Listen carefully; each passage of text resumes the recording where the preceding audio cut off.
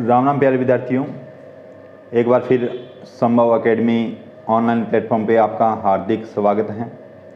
मैं के.आर. जानी राजस्थान भूगोल के साथ अपने बात कर रहे थे राजस्थान का अपवाह तंत्र।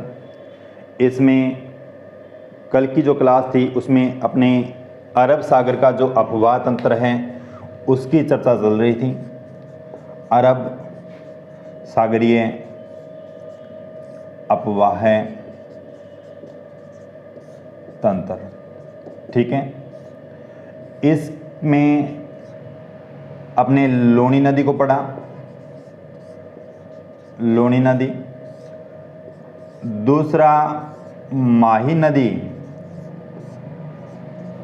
की चर्चा कल की क्लास में अपने की थी और आज अपने को इसी माही नदी की जो सहायक नदियां हैं उसकी बात करेंगे। इसके बाद में अरब सागर में जाने वाली जो अन्य नदियां हैं जैसे पश्चिमी बनास हो गई, साबरमती हो गई, इनकी बात करेंगे और इनकी सहायक नदियों की बात करेंगे, ठीक है। तो देखो साथियों, माही नदी मैंने आपको बताया था मध्य प्रदेश से निकलती हैं और अमरोरू की पहाड़ियों से निकलती हैं। इस तरह से मध्य प्रदेश अमरोरू की पहाड़ियाँ खांदू गांव में राजस्थान में प्रवेश करती हैं। प्रतापगढ़, बांसवाड़ा और डूंगरपुर की सीमा बनाती हुई नरवाली गांव से आगे गुजरात में खंबात की खाड़ी में चली जाती हैं। खंबात की खाड़ी में इसकी बात की थी। इसके बाद में इस पे जो बांध हैं उनकी बात की, जैसे माही बजाज सागर बांध, ठीक है। कागदी पिकअप बांध बांसवाड़ा के अंदर ही हैं और कराना बांध जो गुजरात के अंदर हैं। यहाँ पे अपने डूंगरपुर के अंदर एक स्थान का नाम आता है गलियाकोट, उसकी बात की। गलियाकोट रमकड़ा उद्योग फेमस है यहाँ का, ठीक है। बोहरा संप्रदाय की प्रधान पीठ हैं और यहाँ से इसी नदी के किनारे यहीं पे सैयद फखरुद्दीन की मज़ार भी हैं। इसके बाद अपने जो बात की थी वो की थी त्रिवेणी संगम की। बिनेश्वर नामक स्थान नवाटापुर गांव के अंदर बिनेश्वर मेला जो कब बढ़ता है उसकी बात की। माघ पूर्णिमा को बिनेश्वर मेला बढ़ता है। साथियों ध्यान में रखना, अटल बिहारी वाजपेयी की जो अस्थियां थी उनका विसर्जन भी यहीं किया गया था, बिनेश्वर नामक स्थान पे, ठीक है। अटल बिहारी वाजपेयी की अस्थियां को जो विसर्जन था वो इसी स्थान पे किया गया था। माही बजाज सागर परियोजना के बारे में मैंने आपको बताया भी, राजस्थान और गुजरात की संयुक्त परियोजना है। राजस्थान का इसमें हिस्सा 45% रहता है और गुजरात का 55% हिस्सा है। बट इससे उत्पन्न होने वाली जो बिजली है उसका 100% राजस्थान को प्राप्त होता है। इसके बाद सहायक नदियों से पहले थोड़ी सी एक चर्चा और कर लेता हूँ। एक परियोजना चलाई जा रही है यहाँ पे, सुजलाम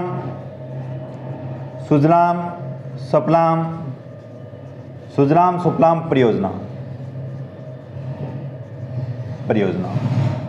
ठीक है। सुजलाम सुफलाम परियोजना। देखो साथियों, ये परियोजना मुख्य रूप से गुजरात राज्य की है। कहाँ की हैं? गुजरात की हैं। और यह परियोजना है क्या? तो देखो, इस नदी के अंदर जो दलदली भूमि या कीचड़ का जो निर्माण होता है, इसकी वजह से इस नदी में जो अवरोध आता है और ये नदी इधर उधर इस तरह से अपना रास्ता चेंज करती हैं। इससे बचने के लिए, दलदली भूमि और कीचड़ को साफ करने के लिए सुजलाम सुफलाम परियोजना राजस्थान में भी चलाई जा रही है।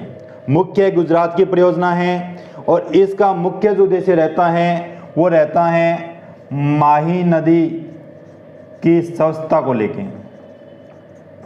माही नदी की स्वच्छता को लेके सुजलाम सुफलाम परियोजना ये इसी नदी के पे चलाई जा रही हैं। अब देखो साथियों, अपनी बात करते हैं इसकी सहायक नदियाँ कौन कौन सी हैं। तो देखो, सहायक नदियों में सहायक नदियाँ किसकी? माही नदी की, माही नदी। ठीक है।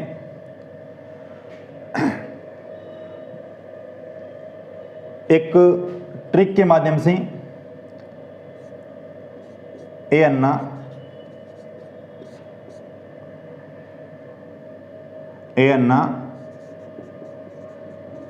चारपाई में सो जा।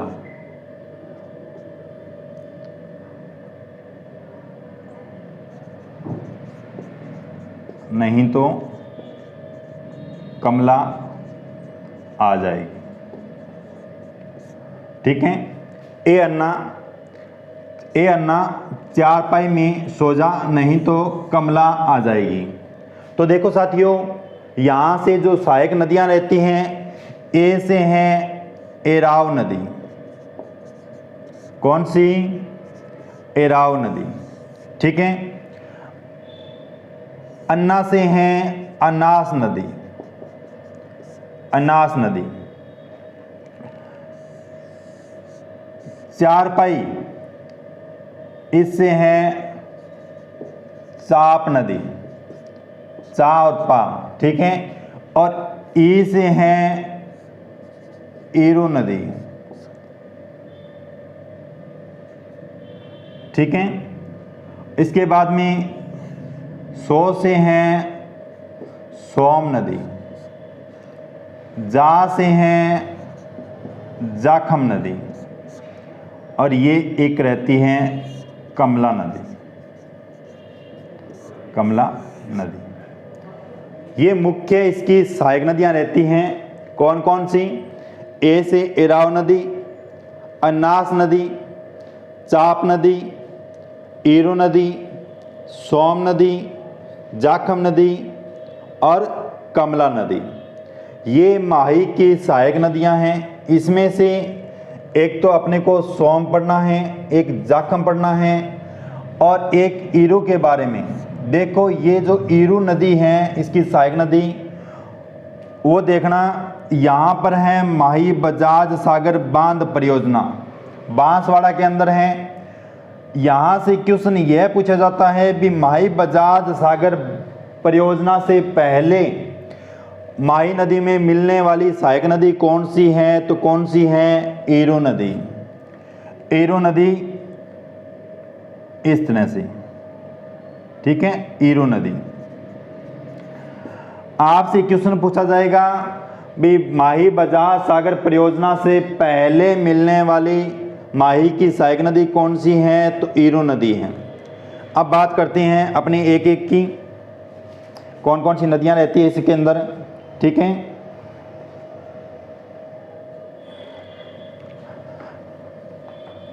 पहले बात करता हूं सोम की।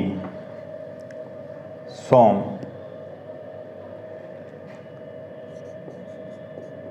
सोम नदी।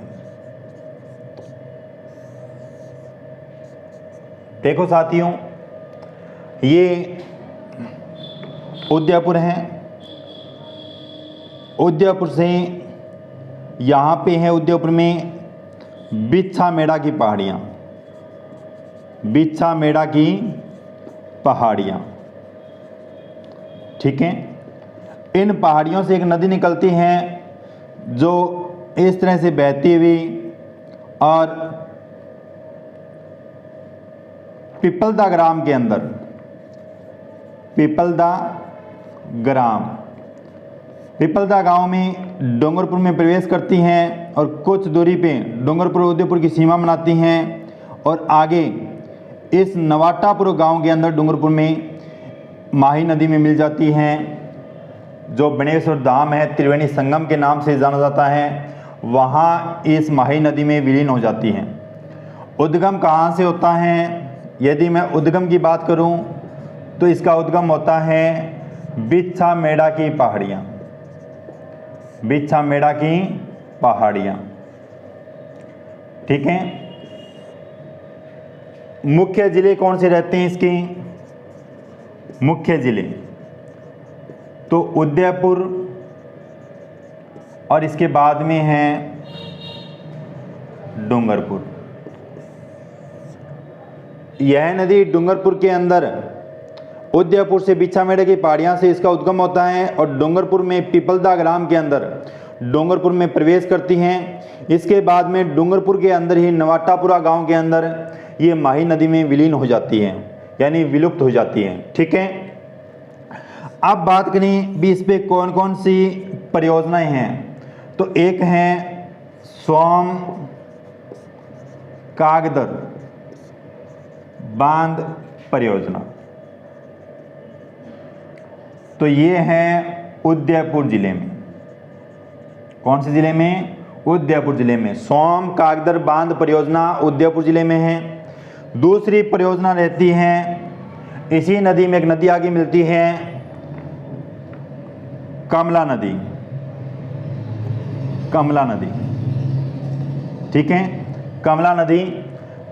तो यहाँ पे जहाँ पे ये कमला नदी मिलती है सोम के अंदर, डूंगरपुर के अंदर, वहाँ पे एक परियोजना बनी हुई है सोम अंबा कमला परियोजना। कौन से जिले में है? तो डूंगरपुर जिले में है। दोबारा बता देता हूँ, सोम नदी का उद्गम बिछामेड़ा की पहाड़ियाँ उदयपुर से होता है और पिपलदा ग्राम के अंदर यह डूंगरपुर में प्रवेश करती हैं। कुछ दूरी पर उदयपुर और डूंगरपुर की सीमा बनाती हैं। ठीक है, इसके बाद में ये नवाटापुरा गांव के अंदर माही में विलुप्त हो जाती हैं। इसमें दो परियोजनाएं हैं, एक सोम कागदर बांध परियोजना उदयपुर जिले में है और इसी नदी की सहायक नदी है कमला नदी। तो वहाँ पे परियोजना बनी हुई है जहाँ पे कमला नदी इसमें मिलती हैं। सोम अम्बा कमला परियोजना डूंगरपुर जिले के अंदर, ये अम्बा भी इसकी सहायक नदी है सोम की। ठीक है, यहाँ तीनों नदियाँ जहाँ भी मिलती हैं वहाँ पे परियोजना है सोम अम्बा कमला परियोजना डूंगरपुर के अंदर। बात आई इसमें, ये थी आपकी सोम नदी। अब बात करते हैं जाखम नदी, इसी की सहायक नदी है जाखम। जाखम नदी, जाखम नदी।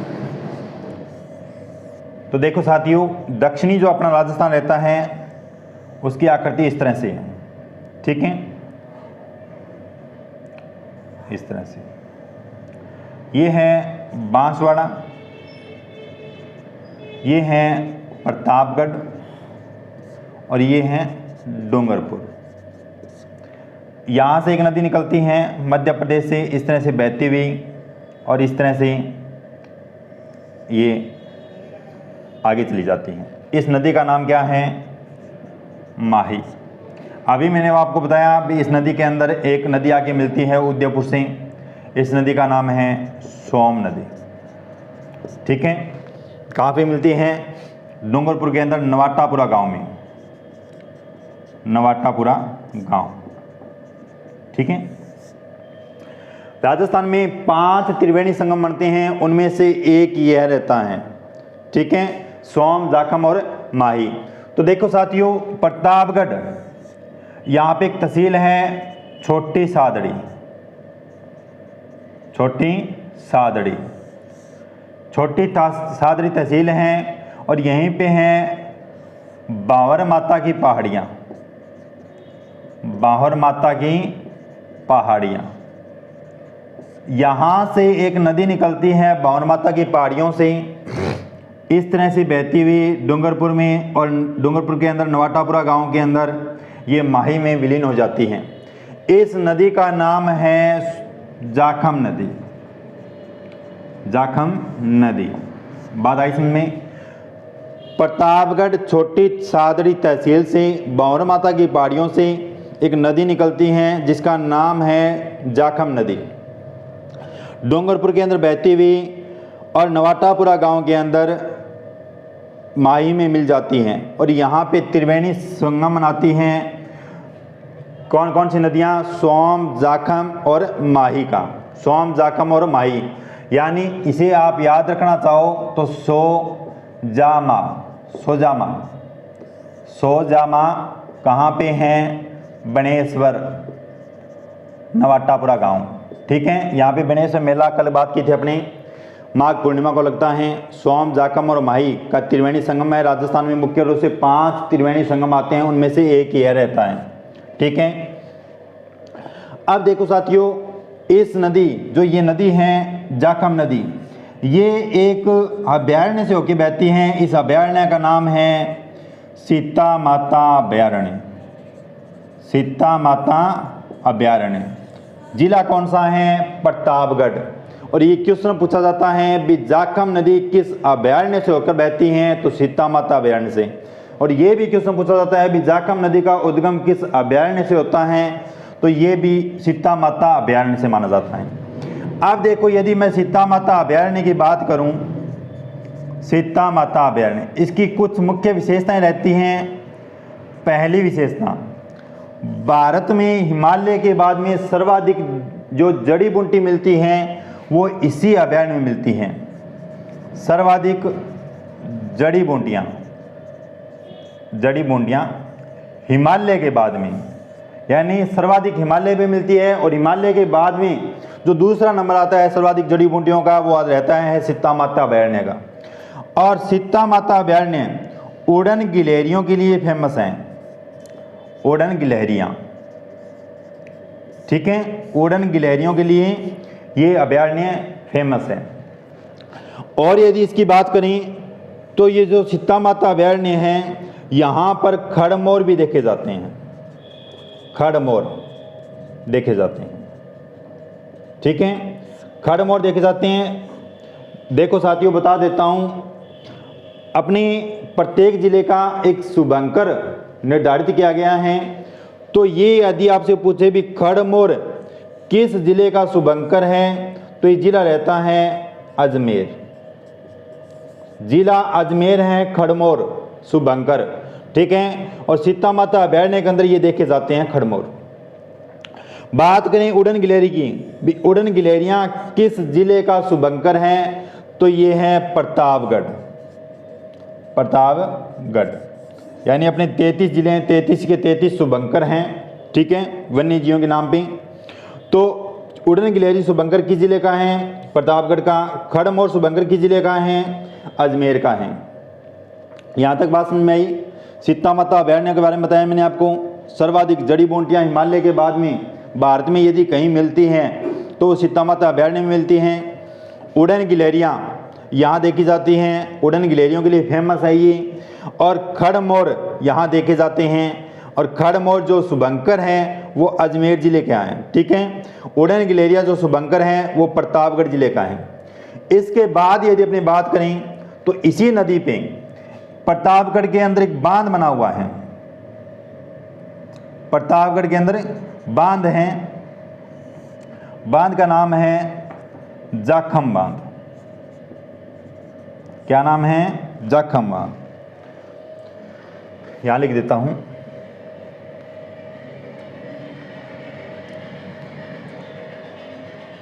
जाखम बांध।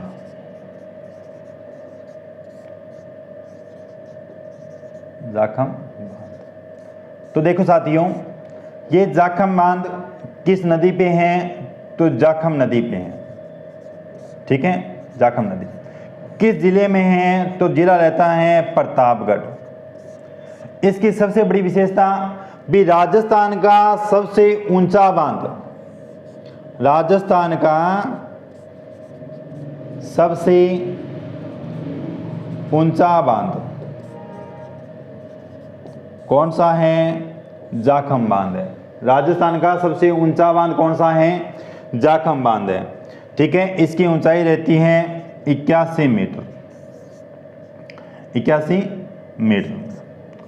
ठीक है साथियों, जाखम बांध कहाँ है? प्रतापगढ़ के अंदर है, जाखम नदी पे हैं। राजस्थान का सबसे ऊंचा बांध माना जाता है, 81 मीटर बता दिया।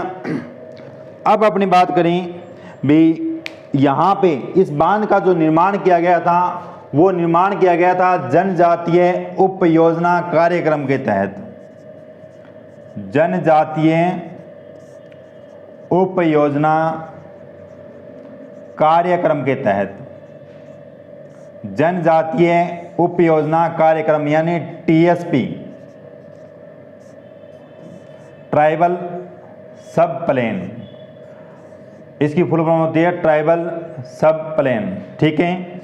जनजातीय उपयोजना कार्यक्रम, इस योजना के तहत इस बांध का निर्माण किया गया था और इस योजना की केंद्र सरकार द्वारा जो शुरुआत की गई थी वो की गई थी 1975 के अंदर, यानी 5वीं पंचवर्षीय योजना में। कौन सी पंचवर्षीय योजना? 5वीं पंचवर्षीय योजना 1974-75 में, यानी जनजातियों के लिए पेयजल आपूर्ति, सिंचाई की सुविधा, ठीक है, चिकित्सा, शिक्षा उपलब्ध करवाने के लिए ये जनजातीय उपयोजना कार्यक्रम चलाया गया था केंद्र सरकार के द्वारा 1974-75 के अंदर। और इसी कार्यक्रम के तहत इस जाखम बांध का निर्माण किया गया था, ठीक है। अब यदि अपने देखें भी टीएसपी क्षेत्र के अंदर राजस्थान के कौन कौन से जिले आते हैं, इसकी यदि मैं बात करूं भी टीएसपी क्षेत्र के अंदर राजस्थान के कौन कौन से जिले आते हैं, इसकी यदि अपनी बात करें तो देखो मुख्य रूप से 6 जिले रहते हैं टीएसपी क्षेत्र में।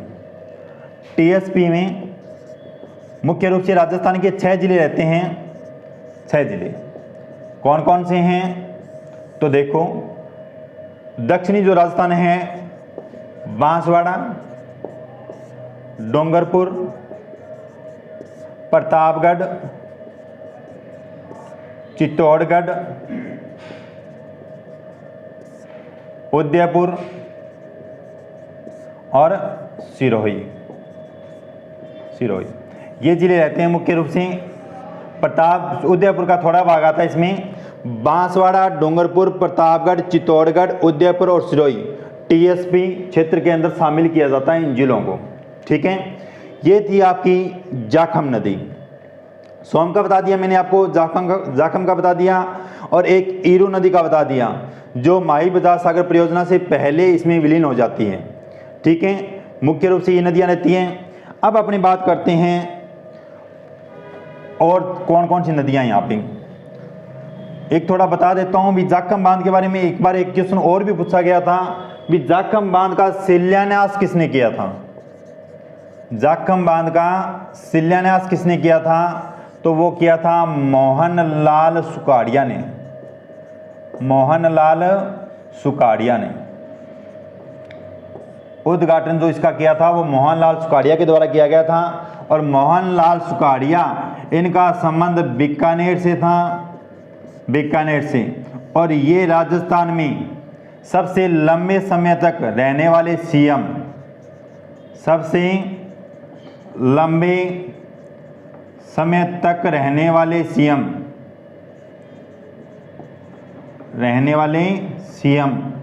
17 वर्ष तक, 17 वर्ष तक मोहनलाल सुखाड़िया, बीकानेर में इनका जन्म हुआ था। सबसे लंबे समय तक रहने वाले राजस्थान के सीएम हैं मोहनलाल सुखाड़िया, ठीक है। 17 वर्ष तक रहे हैं। इस जाखम बांध का शिलान्यास किया गया था इनके द्वारा। और ये क्वेश्चन पूछा गया था राजस्थान पुलिस के अंदर एक बार भी, जाखम बांध का शिलान्यास किसके द्वारा किया गया था? तो मोहनलाल सुखाड़िया के द्वारा किया गया था, ठीक है साथियों। इसके बाद में अपनी बात करें भाई, ये जो माही नदी है ये अपना जल खंबात की खाड़ी में ले जाती हैं। तो खंबात की खाड़ी में जल ले जाने वाली दूसरी नदी कौन सी रहती है? इसकी यदि मैं बात करूं तो नदी रहती है साबरमती, साबरमती, ठीक है, साबरमती नदी। तो देखो साथियों थोड़ा सा मैप की तरफ, साबरमती जो नदी है वो उदयपुर से निकलती हैं, उदयपुर से, उदयपुर से निकलती हैं। यहाँ पे पहाड़ियाँ फैली हुई हैं, पदराला की पहाड़ियाँ, पदराला की पहाड़ियाँ, ये गोगंदा की पहाड़ियों का हिस्सा माना जाता है। और ये जाडोल तहसील में है, जाडोल तहसील उदयपुर में पदराला की पहाड़ियाँ हैं। और यहीं पर है फुलवारी की नाल अभ्यारण्य, फुलवारी की नाल अभयारण्य, ठीक है, फुलवारी की नाल अभयारण्य। यहाँ से एक नदी निकलती है, इसका नाम है वाकल नदी। क्या नाम है? वाकल नदी, ठीक है, वाकल नदी। और जब ये उदयपुर की कोटड़ा तहसील को, उदयपुर की कोटड़ा तहसील को में प्रवेश करती हैं और यहाँ से निकलने के बाद में इस नदी का नाम हो जाता है साबरमती। क्या नाम हो जाता है? साबरमती। पतराला गांव की पहाड़ियाँ जाडोल तहसील के अंदर, ठीक है, फुलवारी की नाल अभयारण्य से एक नदी निकलती है जिसका नाम है वाकल नदी। और कोटड़ा तहसील के बाद में इस नदी का नाम हो जाता है साबरमती नदी। और आगे ये खमात की खाड़ी गुजरात में चली जाती है। खमात की खाड़ी गुजरात के अंदर, इसमें यहाँ पर एक अहमदाबाद शहर बसा हुआ है और यहीं पर साबरमती भी इसी के किनारे हैं, जिसका संबंध गांधी जी के साथ में था। साबरमती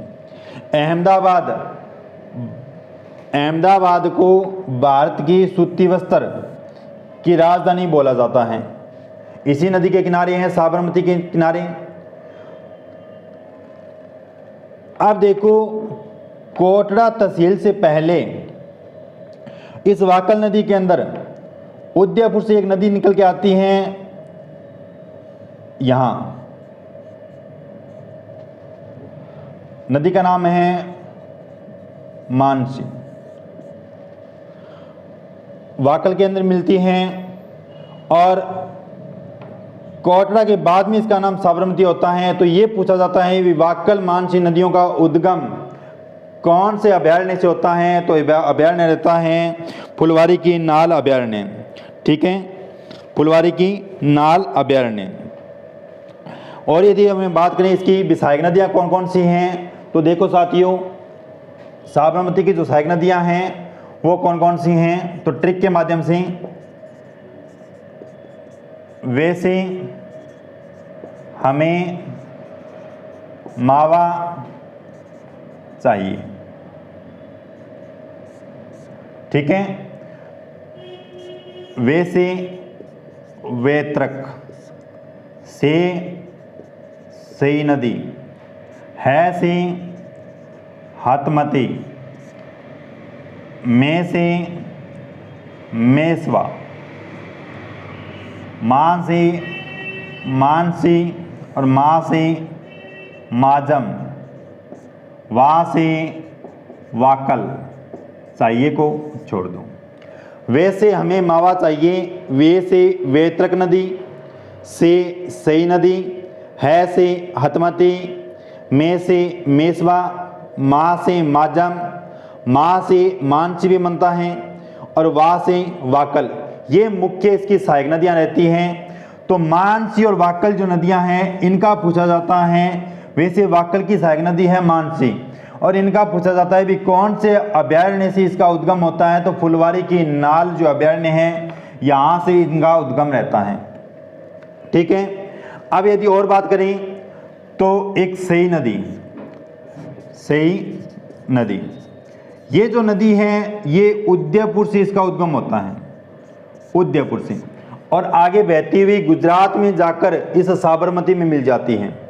गुजरात में जाके साबरमती में मिल जाती हैं सई नदी। और इस सई नदी पे उदयपुर के अंदर कोटड़ा तहसील में, कोटड़ा तहसील के अंदर सई परियोजना बनाई गई है। कौन सी परियोजना? सई परियोजना, सई परियोजना।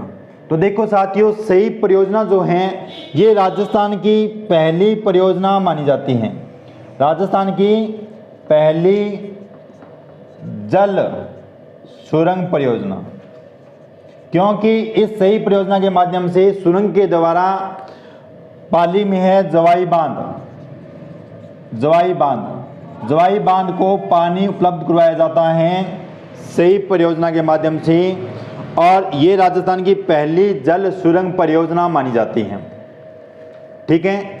इसके बाद में अपनी दूसरी परियोजना बात करें तो इसी नदी पे रहती है देवास परियोजना, उसकी बात करेंगे अपनी।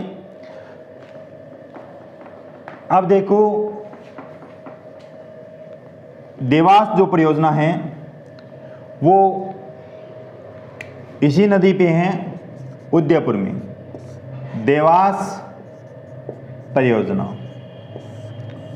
उदयपुर के अंदर है, उदयपुर में। इस देवास परियोजना के माध्यम से उदयपुर की झीलों में जलापूर्ति की जाती है। देवास परियोजना या देवास जल सुरंग परियोजना, जल सुरंग परियोजना, सुरंग के माध्यम से उदयपुर की झीलों को जलापूर्ति की जाती है। ठीक है, और वर्तमान में इस परियोजना का नाम मोहनलाल सुकाड़िया परियोजना कर दिया गया है। मोहनलाल सुकाड़िया परियोजना, राजस्थान की पहली परियोजना मैंने आपको बताया भी सही परियोजना है। और यदि आपसे पूछा जाए भी राजस्थान की सबसे लंबी परियोजना कौन सी है, लंबी जल सुरंग परियोजना कौन सी है, तो वो रहती है देवास जल सुरंग परियोजना। कितनी लंबाई है? 11.2 किलोमीटर इसकी लंबाई आती है, 11.2 किलोमीटर। ठीक है, देवास जल सुरंग परियोजना उदयपुर जिले के अंदर है। उदयपुर की झीलों को जलापूर्ति करने के लिए इस परियोजना का निर्माण किया गया था। वर्तमान में इसका नाम है मोहनलाल सुकाड़िया परियोजना और इसकी कुल लंबाई 11.2 किलोमीटर है। तो राजस्थान की सबसे लंबी जल सुरंग परियोजना जो है वो यही है, देवास जल सुरंग परियोजना। यदि आपसे पूछा जाए भी राजस्थान की पहली जल सुरंग परियोजना कौन सी है, तो इसी की सहायक नदी पे है सही परियोजना, सही परियोजना, जिसके माध्यम से जवाई बांध को जलापूर्ति की जाती है, पाली के अंदर है। ठीक है, यानी सही परियोजना उदयपुर और पाली की है। बात आई समझ में। इसी जो साबरमती नदी है, वाक्कल हैं, तो यहाँ पे एक परियोजना और है मानसी वाक्कल परियोजना, मानसी वाक्कल परियोजना कौन से जिले में है, तो जिला रहता है उदयपुर। मानसी वाक्कल परियोजना कौन से जिले में है, तो उदयपुर जिले में है, साबरमती नदी पे। ठीक है, यानी कोरडा तहसील से पहले इस परियोजना का निर्माण किया गया है। जो वाक्कल नदी है और मानसी जहाँ पे इसमें विलीन होती हैं, वहाँ पे इस परियोजना का निर्माण किया गया है। ये उदयपुर जिले के अंदर है। अब देखो, ये बात थी अपने साबरमती नदी को लेके, जो अपना लास्ट जल ले जाती हैं खंभात की खाड़ी में। ठीक है, अब अपनी बात करते हैं कच्छ के रण की। कच्छ के रण के अंदर कौन कौन सी नदियां थी जो जल ले जाती थी कच्छ के रण में? तो पहले तो हम बात कर चुके हैं लूनी नदी की। दूसरी एक छोटी सी नदी और रहती है, नदी का नाम है पश्चिमी बनास, पश्चिमी बनास। ठीक है, पश्चिमी बनास। ये नदी जो ये सिरोही है, सिरोही से निकलती हैं, यहाँ से नया सानवाड़ा की पहाड़ियाँ, यहाँ पे नया सानवाड़ा की पहाड़ियाँ, यहाँ से ये नदी निकलती हैं और इस तरह से बहती हुई आगे गुजरात के अंदर कच्छ के रण में चली जाती हैं। कच्छ के रण में, गुजरात के अंदर इस नदी के किनारे डीसा शहर बसा हुआ है। कौन सा शहर? डीसा। और अपने राजस्थान में मुख्य जो शहर आता है वो है आबू। आबू इसी नदी के किनारे हैं, जो राजस्थान में सर्वाधिक आर्द्रता और सर्वाधिक शीतलता वाला स्थान माना जाता है। नया सानवाड़ा से इस नदी का उद्गम होता है, कच्छ के रण में जाके विलुप्त हो जाती है और सिरोही जिले से इसका उद्गम होता है। मुख्य शहर जो हैं वो आबू हैं, डीसा हैं। डीसा गुजरात का शहर है, आबू राजस्थान के अंदर है। और आबू शहर की विशेषता रहती है भी राजस्थान में सर्वाधिक आर्द्रता और शीतलता जो मानी जाती है वो इसी स्थान की मानी जाती है। ठीक है, ये था अपना अरब सागरीय अपवाह तंत्र। कल की क्लास में बात करेंगे बंगाल की खाड़ी में जल ले जाने वाली नदियाँ। आप हमारे संभव एकेडमी श्री गंगानगर के यूट्यूब चैनल को सब्सक्राइब करें, लाइक करें, शेयर करें। Thank you.